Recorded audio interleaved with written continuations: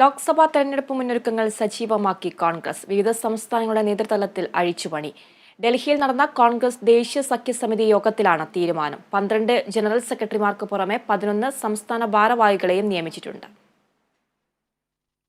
നടക്കാനിരിക്കുന്ന ലോക്സഭാ തെരഞ്ഞെടുപ്പിന് മുന്നോടിയായുള്ള കോൺഗ്രസിന്റെ പുനരുജ്ജീവന ശ്രമമാണ് പുതിയ സംഘടനാ മാറ്റം വിലയിരുത്തപ്പെടുന്നത്.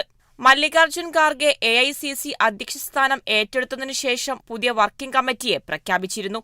ഇതിന്റെ തുടർച്ചയായാണ് പുതിയ ചുമതലാ മാറ്റവും.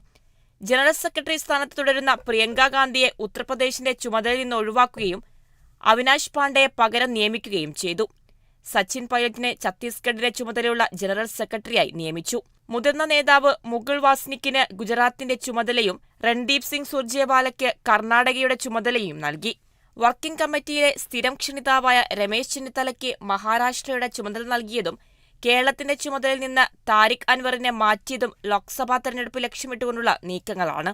ദീപാദാസ് മുൻഷിക്കാണ് കേരളത്തിന്റെ ചുമതല.